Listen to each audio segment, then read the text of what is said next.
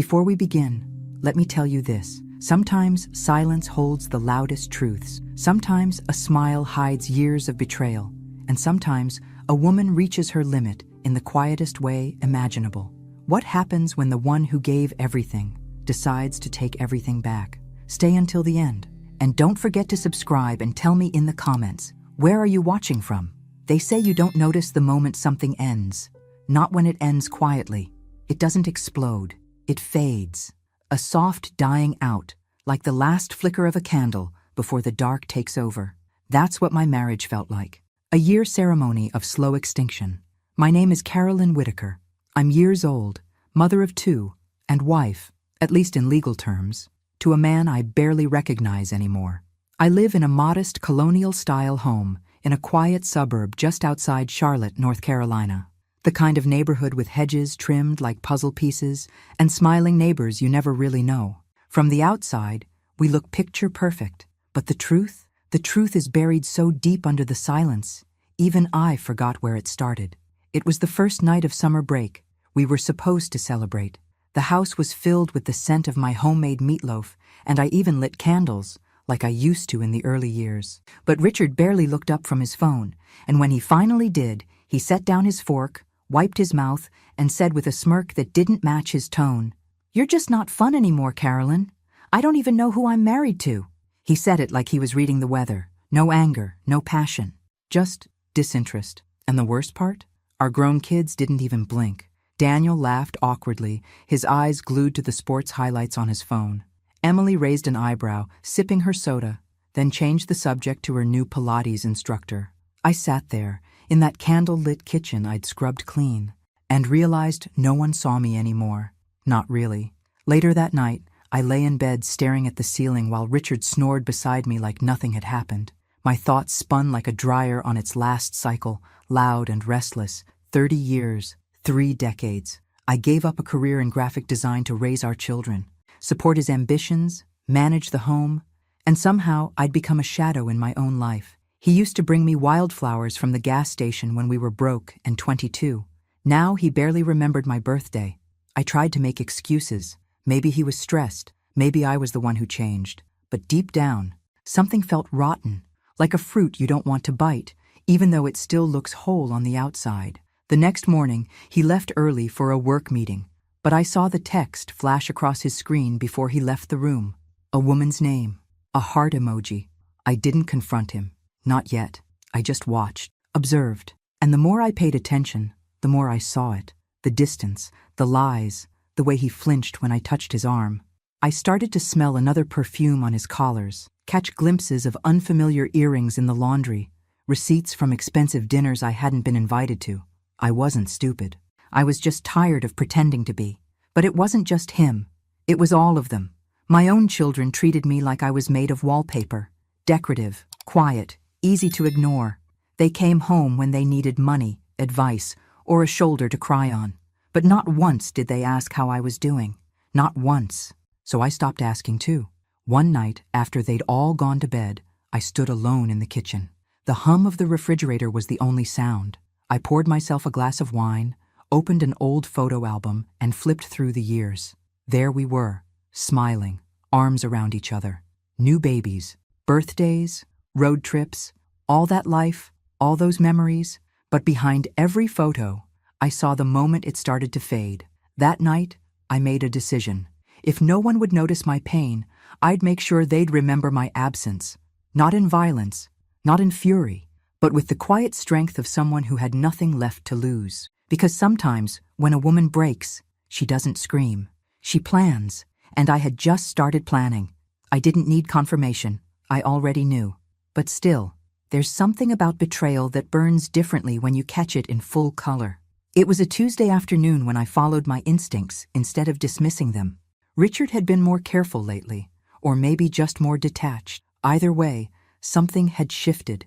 He was getting dressed more often without me seeing, coming home late, texting in the garage, and suddenly his cologne smelled too strong, like he was trying to cover something. So I did what I never imagined myself doing. I looked through his coat pocket when he left for work. Not his phone, just his coat. I told myself I'd feel better if I didn't find anything, but there it was, A folded receipt from a boutique hotel in Asheville. A 2-night stay, suite upgrade, champagne add-on. I hadn't been to Asheville in 5 years. The date on the receipt? Last weekend. I sat on the edge of our bed and held the receipt like it was a confession letter. I didn't cry, I didn't scream, I just stared at it, feeling something inside me harden. Not break, harden. That was the moment I started to detach. Over the next few days, I paid closer attention. When he left for work, I checked our shared calendar. He had no appointments scheduled. When he told me he had an out-of-town meeting, I followed the GPS history on our shared car, something I hadn't realized was even accessible before. He hadn't been to work. He had driven 2 hours away to meet someone. And not once did he call to check on me. Not once did he lie convincingly. He didn't even try. It was as if I had become so invisible, he forgot I could still see. What hurt most wasn't the infidelity. It was the ease with which he discarded me. Like I was a pair of old house slippers he could just replace. There had been a time when he couldn't go an hour without holding my hand in public. Now he couldn't look me in the eye without blinking away guilt. And my children? Oblivious. I tried to hint at things. Emily rolled her eyes and said, "Mom, you overthink everything." Daniel told me to relax, that Dad's just stressed. They defended him. They dismissed me. And that was the moment I realized I was completely, utterly alone inside my own family. I kept every receipt I found, every suspicious timestamp. I made copies of everything, not out of rage, but out of necessity. I remembered our prenup, the one Richard had insisted on back when we married. At the time, I had laughed. "You're the one with nothing," I told him. But I signed it anyway. What he didn't remember, or maybe never truly read, was the clause about infidelity. If he ever cheated, I got everything. The house, the savings, the car. He laughed back then, confident he'd never betray me. I never thought I'd need that clause, until now. I began moving like a ghost through my own home, documenting, recording, watching. I stopped making small talk. I stopped cooking his favorite meals. I went to bed early and woke up before everyone else. I wasn't angry. I was focused. He noticed something was different. One evening, he asked if I was okay. I looked at him, long and quiet. I smiled and lied. "I'm just tired." Tired wasn't even the half of it. I was exhausted from giving so much of myself for so many years, only to be pushed to the side like I never mattered. The woman he once loved had been replaced by a stranger in his eyes. A stranger he didn't bother to rediscover. But that stranger? She was learning to reclaim herself. And in the stillness of my hurt, I began imagining the moment I would finally let go of pretending. Not in a loud, dramatic scene. No. In a way he'd never see coming. Because men like Richard never expected the quiet ones to walk away. They certainly never imagined we'd do it with a smile. It happened in the middle of a grocery store. I was standing in the aisle staring at 2 brands of pasta sauce, one on sale, one not. And suddenly, I thought, why am I still choosing based on what he likes? He hated mushrooms, so I always avoided the chunky kind. But I love mushrooms. I've loved them since I was 12. And yet, for 30 years, I'd silenced even my taste buds for him. That jar of mushroom pasta sauce went into the cart like a declaration of war. Small, invisible to the world. But to me, it was the first open rebellion. That night, I served it with garlic bread and waited. Richard walked in, loosened his tie, and sat down across from me without a word. Took a bite, stopped mid-chew. "You know I don't like mushrooms." I smiled. "I know." He stared at me, confused, but didn't say another word. I watched him eat every bite. I had already started researching flights. Cheap ones, one-way tickets. I chose Cartagena for a reason. It was beautiful on postcards, far enough that the return would be difficult, and exotic enough to sound like the kind of soul-searching trip a man like Richard would think he deserved. A few days later, I pitched the idea over breakfast. "I've been thinking," I began, buttering toast I didn't even want. "Maybe we should take some time. Apart. Just a little space. To think. You said things have felt off. Maybe some time alone would help." He didn't look up from his phone. "Like a break?" I nodded. "You could go somewhere. Clear your head. I'll stay back. Think things through." He blinked. "You'd be okay with that?" "Of course," I said gently. "I want you to find your joy again." His eyes lit up in a way I hadn't seen in years. Not for me, but for the idea of escape. He didn't ask many questions. That's the thing about men who've already moved on. they don't get suspicious when you start stepping aside. They think they've won. I maxed out the last of my credit card, buying him the cheapest one-way flight I could find. Cartagena, Colombia. Midweek, midday, no insurance. I printed out a fake itinerary, hotels that didn't exist, tours that were never booked. I told him I'd arranged it as a gift, that he deserved something nice for once. He beamed like a boy with a new toy. What I didn't say, what I wouldn't say, was that I knew he was taking her. I'd seen her picture, once, accidentally. A woman maybe 10 years younger than me, all high heels and highlighted hair, with lips too glossy, and a laugh that felt staged. I had no idea how long it had been going on. But I didn't care anymore. Let her go with him. Let her see him snore, lie, disappear into his phone mid-dinner. Let her see how charming turns into condescending after 6 months. Let her see the man behind the facade. Let her be stuck in a foreign country with the real Richard. And while they packed their summer clothes and counted down the days, I smiled in silence and played the perfect wife. "Are you sure about this?" he asked the night before his flight. "I feel a little guilty going without you." I touched his hand. "I want this for you. I really do." I didn't sleep that night. Not out of guilt, out of adrenaline. I had never done anything this calculated, this precise, and I knew there was no going back. The next morning, I drove him to the airport. He kissed my cheek and promised to come back with answers. I smiled and waved as he walked toward security. Then I turned my phone off. Not just airplane mode, powered off, SIM cards out, every contact blocked, emails forwarded to a new address. It was like erasing a ghost from a haunted house. And for the first time in decades, I felt like I was breathing air that hadn't passed through someone else's lungs. The house was quiet when I returned. No TV buzzing, no doors slamming, no passive-aggressive sighs from across the room. Just silence. Not lonely silence, free silence. I made myself tea and sat on the back porch as the sun climbed through the trees. Richard was on a plane, chasing freedom. And he had no idea he was flying straight into a trap of his own making. Let the games begin. There's something deeply satisfying about knowing exactly what's coming and watching someone walk straight into it, clueless. Richard texted once during his layover, something bland like, "Almost there. Thanks again, sweetheart." Sweetheart. The word made my stomach turn. I didn't reply. I imagined him checking his phone again and again, wondering if the Wi-Fi was glitching. By the time he landed in Cartagena, I had already poured myself a glass of wine, put my feet up, and turned off every possible way he could reach me. He didn't know it yet, but his trip had already started to unravel. I could picture it all unfolding. Him walking through customs, his usual arrogance leading the way. The sun blazing down on that high-dollar button-up he wore for travel days. Probably thinking how spontaneous and exciting this trip made him feel. Like he was a man still full of life, not some aging executive cheating on his wife. But Cartagena wasn't waiting with open arms. I made sure of that. There was no hotel reservation, no city tour, no private car service or spa package. Everything I booked was just a facade, a patchwork of fake confirmations and dead-end phone numbers. A beautiful, well-crafted illusion meant to collapse the second he tried to lean on it. He didn't call right away, probably too embarrassed to admit nothing was lining up. Or maybe he still thought it was a glitch. Maybe he believed he'd booked something wrong or misread the emails. But by the second day, the texts started to come faster. "Hey, I think something's wrong with the hotel booking. Carolyn, can you check the confirmation email? They said they don't have us listed. The tour company never showed up. Can you call from your end?" I read every message. I watched the dots appear as he typed, paused, deleted. I didn't block him yet. I wanted him to feel the delay, the invisible distance growing wider with each unanswered attempt. By the third day, the texts turned sharper. "Carolyn, this isn't funny. Where the hell are you? I'm stranded here. You're seriously not going to answer me." And then came the moment I'd been waiting for. The name. He accidentally included her in a message meant for me. "Maya's really upset. She thinks I lied.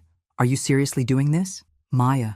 So that was her name, and she was there with him, probably standing over his shoulder while he tapped out messages with his thumbs, trying to keep control of a situation slipping through his fingers. I imagined her face when she realized they didn't have a place to stay, that the hotel didn't exist, that their romantic getaway had turned into a logistical nightmare. I imagined the looks exchanged between them, the blame starting to bloom, the cracks widening, He thought he was escaping the dullness of marriage. Instead, I gave him something he'd never forget. I blocked his number that evening. The next morning, I received an email from a mutual friend, Greg, a former colleague of Richard's. The subject line said, "Can you help him?" I didn't open it. Let them come up with their own rescue plan. Meanwhile, I packed a single suitcase and called a cab. My cruise was waiting. A 7-day luxury voyage through the Caribbean, all-inclusive, adult-only, with a full itinerary of yoga at sunrise and jazz at sunset. I had booked it months ago, a quiet backup plan, a place to go once the trap was sprung. And the moment I stepped onto that ship, the weight of years lifted from my shoulders like an old, heavy coat. I wasn't the woman who waited at home anymore. I was the woman who left, on her own terms, with her own name, her own mind, and her own peace. I watched the coast disappear from the deck and thought about Richard, how he must be sweating in that cheap hostel I found for him on TripAdvisor, how Maya must be panicking, realizing she'd hitched her dreams to a man who couldn't even secure a vacation without someone else's credit card. Let them squirm. Let them learn. Let them see what happens when the woman you cast aside stops playing along. And for the first time in years, I laughed. Not because it was funny, but because I finally could. I don't know how long he lasted before it all started to cave in. 3 days? 4? From what I eventually pieced together, it didn't take long for the heat, the confusion, and the weight of consequence to fall squarely on Richard's shoulders, or maybe Maya's. The last message I read, before I blocked his number, was half panicked, half pleading. He said they were trying to make it work at a small hostel a few miles from the center, and that it was less than ideal.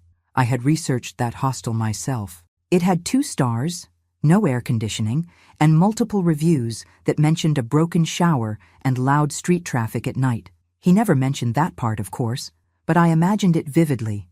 No luxury breakfast, no sea view, no champagne-soaked nights. Just 2 people sweating in a windowless room, each blaming the other more with every passing hour.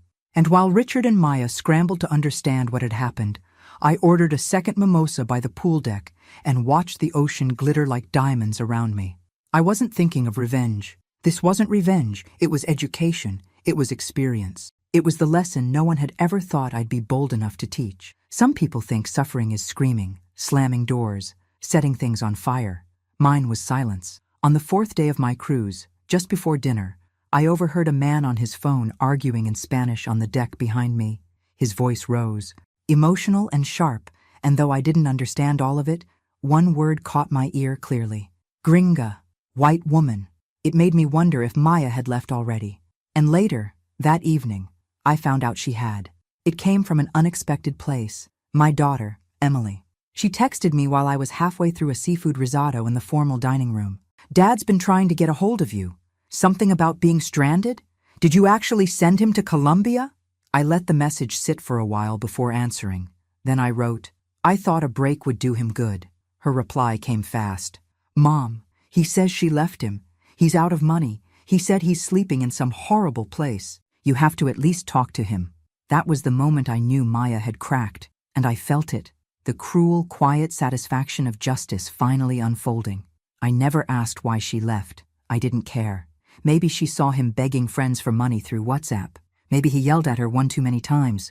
Maybe she realized that excitement fades faster when you're surrounded by discomfort. Whatever it was, she was gone. And Richard? He was stranded, humiliated, broke, and alone. I finished my dinner, ordered dessert, and sent one final message before turning off my phone again. He took the trip he asked for. I just helped him pack. The ship pulled into a private island the next day. I swam for the first time in years. Let the salt water soak my hair, my skin, my clothes. I floated on my back and looked at the sky with nothing but wind and clouds above me. And all I could think was, I was finally free of him. But I wasn't done yet. Because when he got back, if he ever got back, he'd learn the final part of this lesson.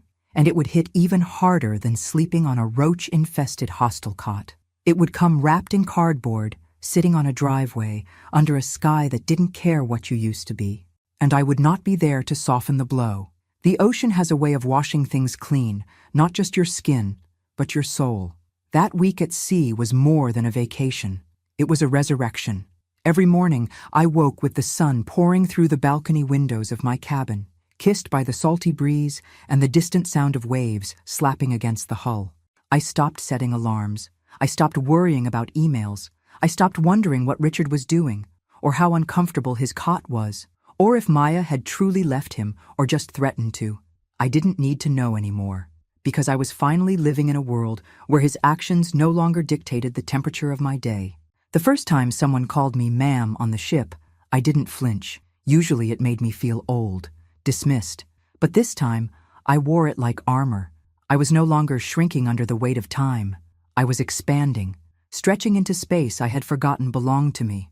At the open deck lounge, I met other women, all older than me, some divorced, some widowed, all tired of carrying the invisible weight of everyone else's expectations. We shared drinks and laughter, traded stories that were both heartbreaking and healing. There was Margaret from Chicago, who left her husband after years when she found a second phone hidden in the closet. Janine from Oregon, whose daughter stopped talking to her when she refused to co-sign on another credit card. Teresa, a retired nurse who came on the cruise alone after her husband died, and discovered she liked herself more than she ever did when he was alive. I didn't tell them everything, but I told them enough. And when I did, none of them gasped, none of them judged. They just nodded, sipped their drinks, and said, "Good for you." One afternoon, I sat alone on the sun deck, notebook in hand, and made a list titled Things I Forgot I Loved, sketching, mornings without chaos, cooking for pleasure, not for praise, walking barefoot on cold floors, jazz at night, mushrooms on pizza. No one ever asks a wife what she misses about herself. They only ask what she misses about her husband. But I didn't miss Richard. I missed the woman I used to be before I spent decades shape-shifting into what everyone else needed. I started to imagine a new life, not a fantasy, not a drastic reinvention, just a quieter, firmer version of myself, one who didn't apologize for taking up space, one who didn't flinch when people looked disappointed, one who knew exactly where she stood. The cruise docked in Miami on a Sunday. I stepped off the ship with sun-kissed skin, 2 new books in my bag, and no plan to return to the version of me that ever waited by the phone. Back home, the silence was different. It wasn't hollow. It was mine. I brewed coffee in the middle of the afternoon and played old records in the kitchen while unpacking.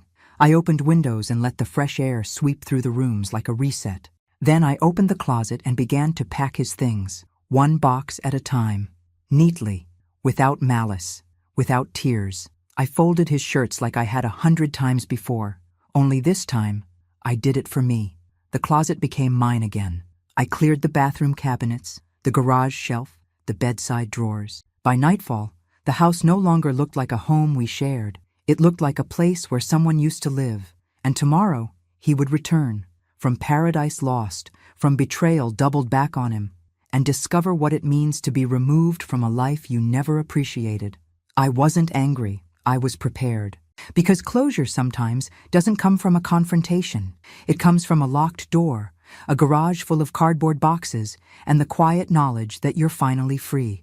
The doorbell rang once, just one solitary chime. I was standing in the kitchen, barefoot, sipping black coffee. I didn't rush. I didn't even flinch. I walked slowly to the front window, pulled back the curtain just enough, and there he was, Richard. He looked nothing like the man who had left 2 weeks ago. His shirt was wrinkled and clung to him in patches from the sweat. His hair, always so carefully styled, now sat in flat, greasy disarray, and he had bags under his eyes so deep it looked like they were holding decades, not days. He stood in front of a stack of cardboard boxes, 9 of them, every single one packed by my hands, taped shut and labeled clearly. Books, winter clothes, office junk. It wasn't dramatic. It wasn't cruel. It was efficient. Practical, final. He rang the bell again, then knocked. "Carolyn?" he called out.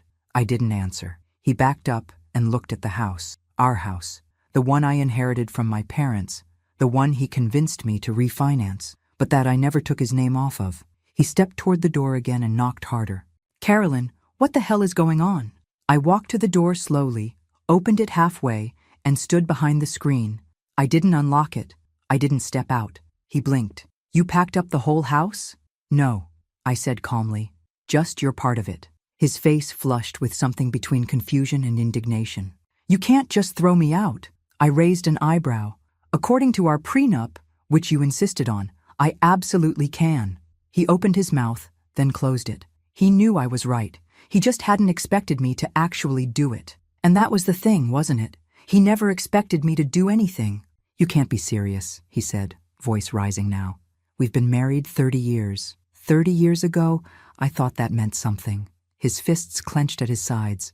I could see the tension creeping into his shoulders. I lost everything over there.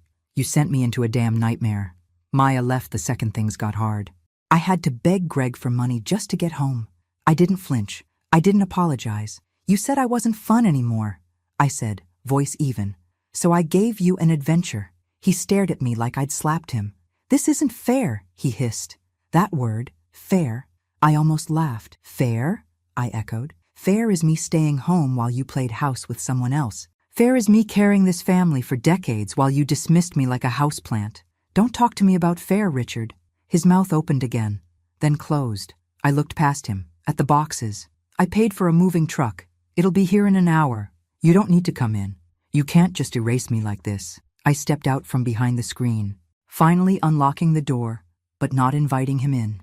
Just stepping forward until we were face to face. I'm not erasing you, Richard. I'm just putting you exactly where you belong. Out. He stared at me, something breaking in his eyes. The arrogance was gone. The smugness, the certainty, all of it dissolved in the hot Carolina sun. And for the first time in a very, very long time, he looked small, powerless, human. He walked slowly to the boxes, touched one of them, then sat down on the curb like someone who just realized the world didn't revolve around him after all. I closed the door. I didn't lock it right away. I stood behind it and listened to the silence. And I felt nothing. Not sadness, not guilt, not triumph, just peace and the sound of my own breath. The kind you only hear when you're finally, completely alone, in the best possible way. He didn't come back the next day, or the day after that. I imagine it took a while to find somewhere to go. Friends don't line up to offer couches when you've built your image on having everything together. And mistresses don't usually stick around when the fantasy breaks and the real man underneath is stranded, broke, and boxed up on a driveway. I watched from the window as the moving truck arrived. The two young guys looked confused at first, maybe expecting someone else to greet them. But I handed them the list, pointed to the boxes, and told them exactly where to drop them off. A short-term storage unit rented under his name, using his social security number, which I still had memorized after 30 years of filing taxes together. They didn't ask questions. They didn't need to. As they drove off, I turned back to the house, my house, and closed the door with a finality I hadn't known I craved. It was done, but not for everyone. That evening, my daughter Emily showed up. She didn't knock, just let herself in like she used to do when she was little. Her heels clicked against the hardwood, and she stood in the kitchen doorway with her arms crossed. What did you do to Dad? I didn't look up from the sink where I was washing a plate. I didn't do anything. He did this to himself. Come on, Mom. You sent him to Colombia and then shut off your phone. That's not normal. You humiliated him. I set the plate down slowly. You know what's not normal, Emily? Sleeping beside someone for 3 decades and waking up one day to hear that you're boring, that your presence isn't enough, that you've become invisible in your own marriage. That's not normal. She didn't respond, just stared. And you know what else? I continued. He cheated with a woman he brought on a trip I paid for. That's what your father did. Her mouth opened, then shut. She didn't know. Of course she didn't, because Richard, in all his dramatic retelling, probably left out that part. 15 years ago, I added quietly, he did it the first time, with someone you used to call Aunt Diane. Emily's eyes widened. I found out. I stayed. For you and Daniel. I stayed silent so your childhood wouldn't unravel. Why didn't you tell us? Because children don't need to carry the sins of their parents. And because I still believed people could change. But he didn't. She sat down slowly at the kitchen table, suddenly looking like a child again. Her tough exterior cracked, just a little. Why now? Because I'm done. Because I finally chose me. She didn't speak for a long time. Neither of us did. And in that silence, something shifted. A weight passed between us, heavy and raw, but no longer hidden. The next morning, Daniel called. His tone was harsher, defensive. You embarrassed him, he said. He's devastated. Good, I said. There was a pause. I didn't know it was that bad. I didn't want you to. I told him the same truth I told Emily. I let it fall out like a long overdue confession. And for once, there was no interruption, no excuses, just silence on the other end of the line. I'm not asking you to pick sides, I added, but I won't apologize for choosing mine. And that was the end of it. That weekend, I sold one of the cars, his car. The funds went directly into an account I opened in my name only. I began clearing out the shared accounts, changing insurance policies, updating titles. Every small step was another thread cut. I wasn't rushing, I was reclaiming. People think divorce is about anger, screaming matches, dramatic exits, but sometimes it's just a woman with a list, a pen, and a heart no longer willing to wait for someone to see her worth. And as I sat on my back porch, sipping coffee as birds dipped low in the trees, I thought, I have never been more invisible, and I have never been more powerful. They showed up together, Daniel and Emily, my children, my blood. They stood on the front porch like a jury called to pass sentence. Neither of them looked angry, but they didn't look kind either. Just confused, wounded, uncomfortable in the way people are when something they believed in crumbles beneath them. I opened the door and waited. Emily spoke first. Her voice was soft, like she wasn't sure if she should be speaking at all. Can we talk? I stepped aside. They sat in the living room where they'd once built forts with couch cushions, where I had rocked them both to sleep, where Christmas mornings had erupted in torn wrapping paper and laughter. Now it was quiet, still, like even the furniture knew something was different. Daniel rubbed his hands together, staring at the rug. Emily wouldn't look me in the eye. He started. We didn't know how bad it had gotten. I nodded. I know. Why didn't you say anything? Emily asked, her voice cracking. Why did you just act like everything was fine? Because that's what I was taught to do, I said quietly. You keep the family together. You protect your children from pain. You make it work. I stood by the window, pulling back the curtain slightly. Outside, the neighborhood was still, quiet, normal.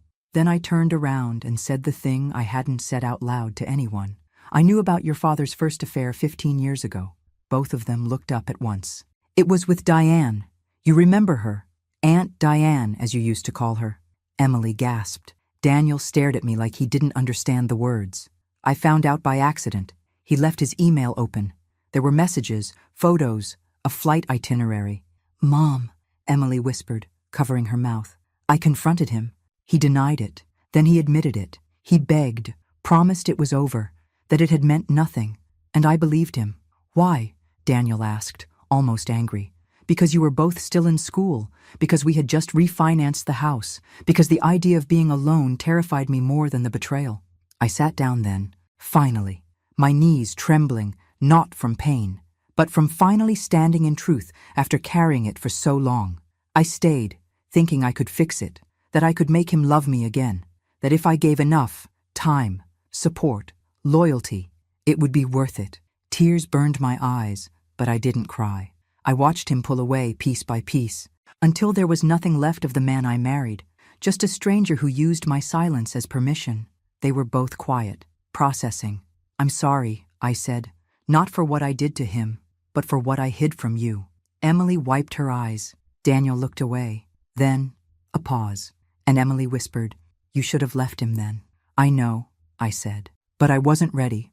Daniel nodded slowly. So, what now? He asked. You're really divorcing him? No. The prenup handled that for me. They looked surprised. He signed it 30 years ago. Infidelity meant he walked away with nothing. He thought it was a joke. I didn't. They both sat back, quiet. And then Emily said something I never expected to hear. I'm proud of you.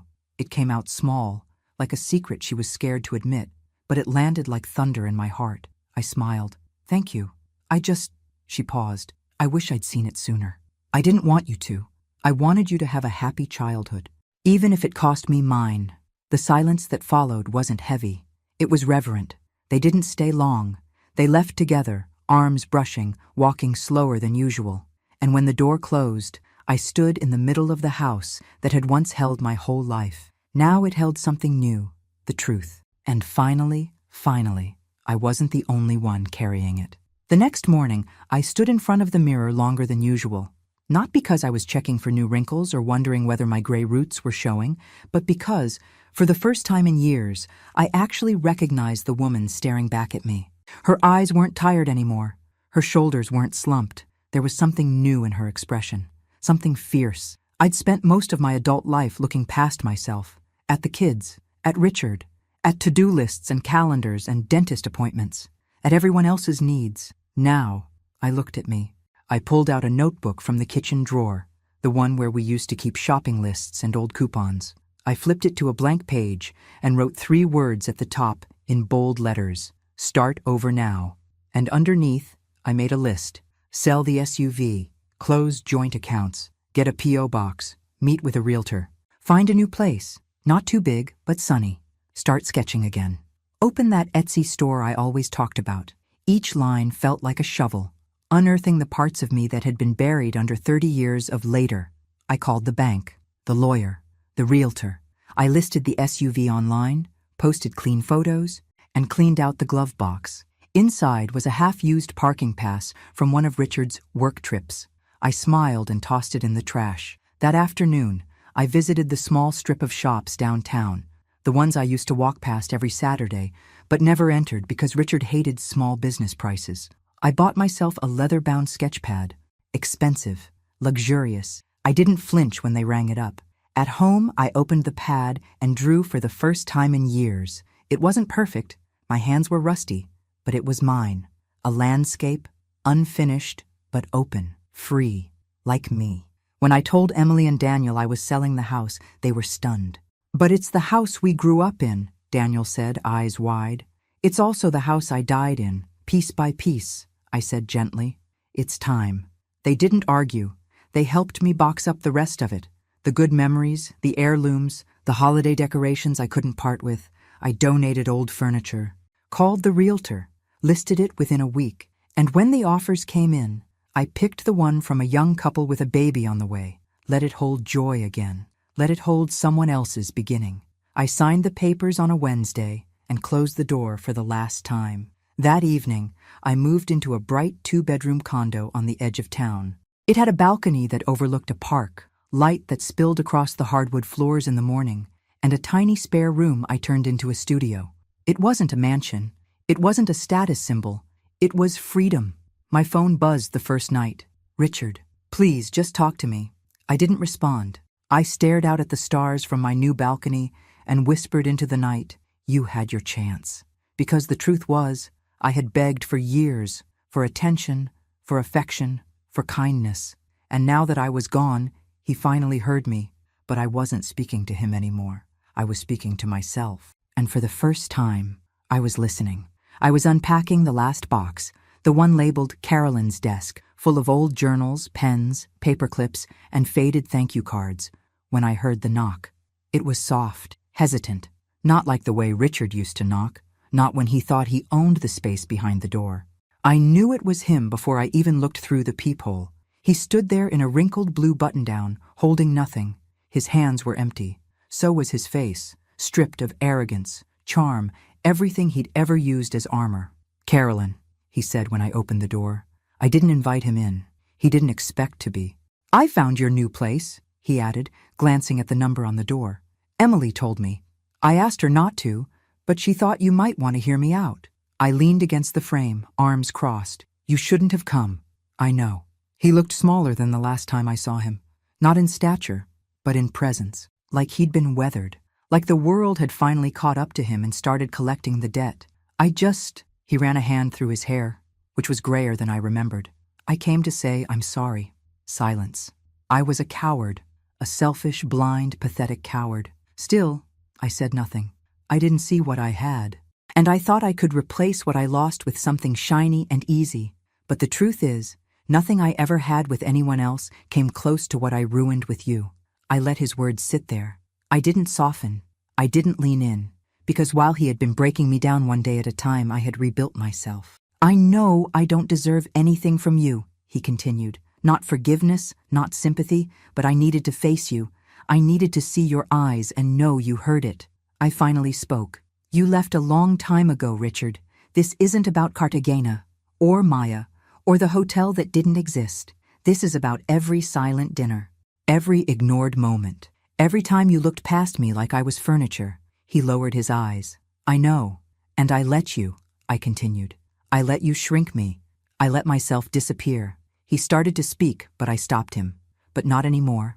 I stepped out onto the balcony and motioned to the view. Trees, kids playing in the park, dogs barking somewhere in the distance. "This is my space now. My life." He looked at me, really looked at me. "You're glowing," he said. I nodded.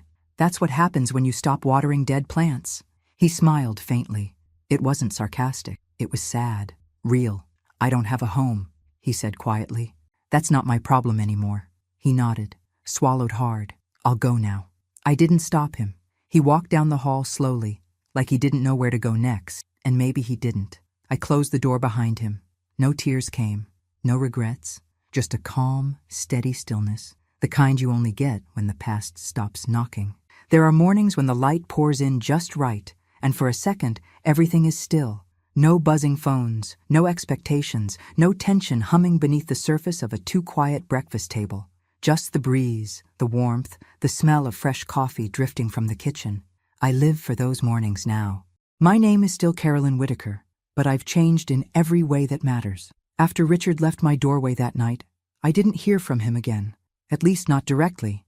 Emily said he was staying with a college friend across town, trying to get back on his feet. Daniel mentioned he'd picked up part-time work consulting for small firms, but neither of them pushed me. Not anymore. They saw the lines in the sand. They saw the woman I'd become, and more importantly, they respected her. In the month since, I sold the last of our joint possessions, finalized the separation of all legal and financial ties, and invested in something I never thought I'd have again. Myself. I opened that online store, Sketch and Soul. It's small, but it's mine. People order prints of my drawings, landscapes, abstract emotion pieces, scenes from memory. Each one carries a piece of the quiet, powerful shift that saved me. And once a week, I teach an art class at the local community center. Women show up, older, younger, some heartbroken, some just tired, and we sit in a circle, sketching, shading, telling stories between pencil strokes. We don't always talk about what we've lost, but sometimes healing isn't loud. Sometimes it's a shared silence between people who finally decided to choose themselves. I still walk through the park most mornings. There's an oak tree by the path with a bench beneath it. I sit there with a thermos of coffee and watch the joggers go by. Kids chase each other, dogs bark at squirrels, and the world spins on, lighter, cleaner. One day, a letter came in the mail. Handwritten. No return address, but I knew the handwriting. It was short. "Carolyn, I hope you're happy. I hope you've found peace. I never really knew how much damage I caused until I had to sit with it in silence. And I finally understand that the silence you gave me was louder than anything you could have said. I'm sorry for everything, and thank you for setting me free too. Richard." I folded it neatly and slid it into the back of my sketch pad, not because I needed to keep it, but because it was the final chapter, the end of the story I'd never asked to write, but wrote anyway. A woman doesn't always get her justice in courtrooms or public apologies. Sometimes, she gets it in the quiet decision to choose herself after decades of being everyone else's anchor. And when she finally releases the weight of what she was never meant to carry, something remarkable happens. She floats. I sit here now, on my balcony, watching the sun disappear behind the trees, sketchbook on my lap, pencil in hand, and for the first time in my life, I don't need anyone to see me, because I see myself, and I love the view. Thanks for listening. Don't forget to subscribe and feel free to share your story in the comments. Your voice matters.